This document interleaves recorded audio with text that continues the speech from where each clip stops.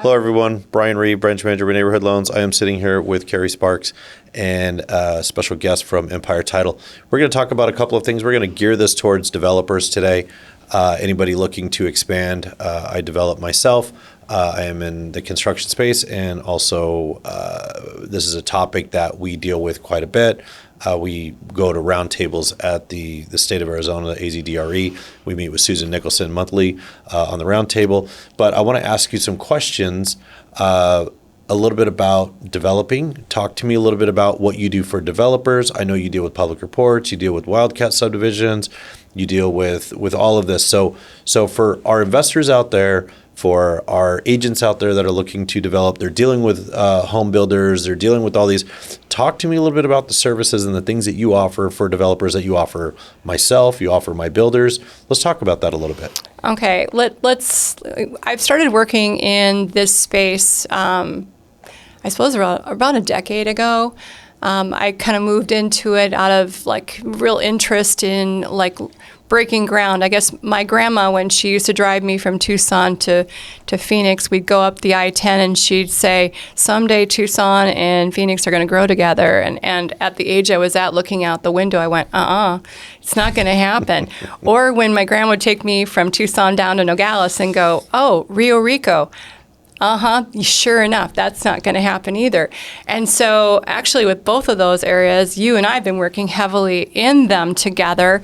And I guess my grandma was right.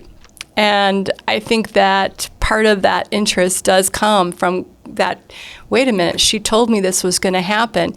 And now I'm a part of it. How cool is that? But working with the developers, there's a lot of, I refer to them as baby builders. You know, they were building only a few houses, maybe a year, and they're growing. And so with that growth, some of the ways that they have had their business plans have needed to be altered. And some of that is enacted by public reports, which many of these baby builders have never even heard of.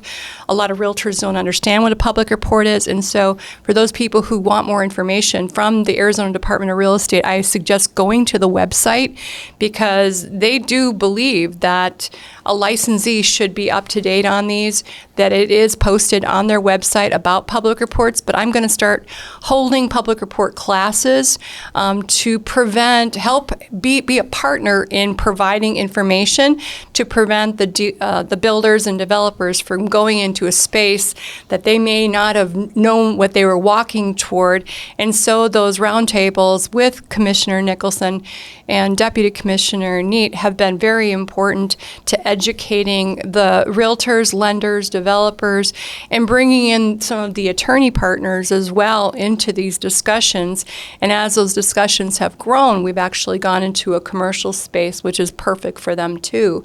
But whether it is a small subdivision when you're enacting it at 6 or more, or something that's more complicated with hundreds of homes going in, I have the infrastructure to be able to go, you know what, we can do that. Oh, it's down in a county that works with trusts or bonds.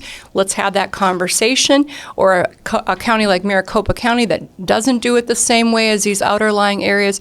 But I've become very well-versed, and regardless if you're going into Mojave County or you're going into Maricopa or Pinal or Santa Cruz or whatever you're going into, to be able to navigate those waters through Empire Title, because we do have such a statewide presence, but also the knowledge within our leadership team to be able to navigate the waters. So I have a lot of resources I can pull from, whether it is helping with the public report process, answering a lot of questions that a developer might have about trusts or bonding, but also on the other side of it, of being able to provide the marketing strategies to get these homes sold, because a lot of the baby builders, they were just putting them on the market with a sign in the front yard and not really marketing them. And I know that you do through your realtor partners, have become very, very good at it and well versed in it. And I'm proud to be a part of that team.